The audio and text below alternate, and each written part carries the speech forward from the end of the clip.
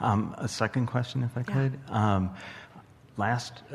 When I sat on the seat last, I spoke with you about we're all in this together, and I really enjoyed the learning that you helped me to understand that myself, time, space, physical being, interacting with Abraham and the collective of Abraham, non-physical, that as we interact, we can create together something greater or gain more awareness and knowledge of each other.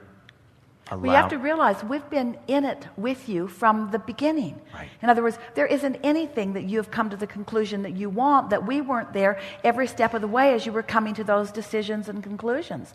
The only difference between you in your human form and us as we stand in our non-physicalness is that with each thing that you ask for, we receive it fully and don't contradict it with a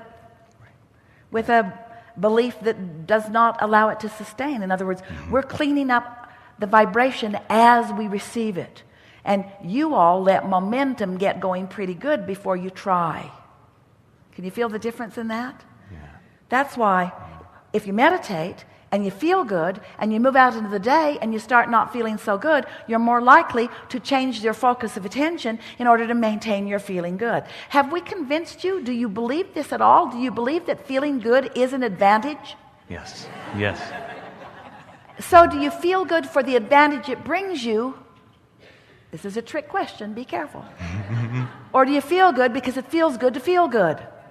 That's the right answer. In other words, it feels good to feel good. And the reason it feels good to feel good is because when you feel good, all of you is there feeling good.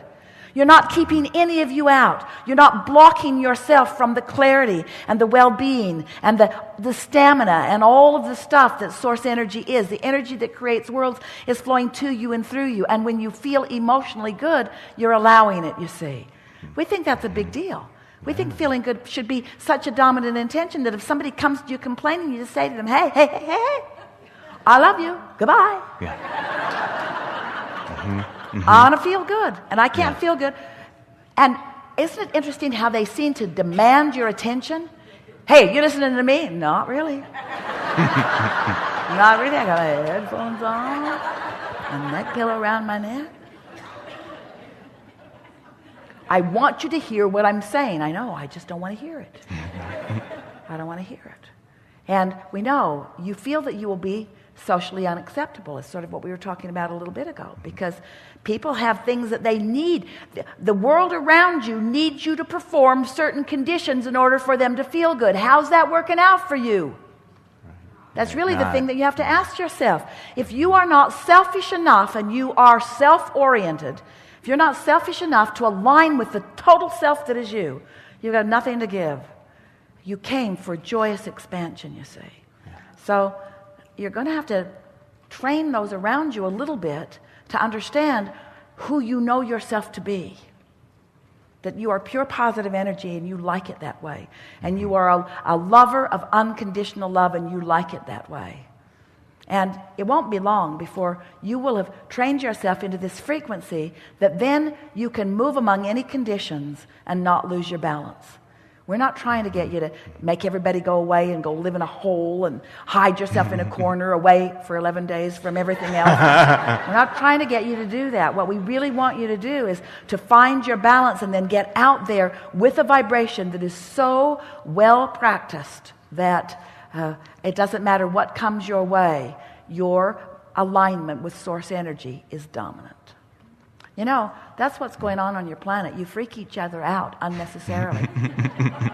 But your planet is spinning in its orbit in perfect proximity to other planets and will continue to be so longer than you can do the math. The becoming of this time-space reality is improvement. You are not devolving, you are evolving. Source energy is with you, you see.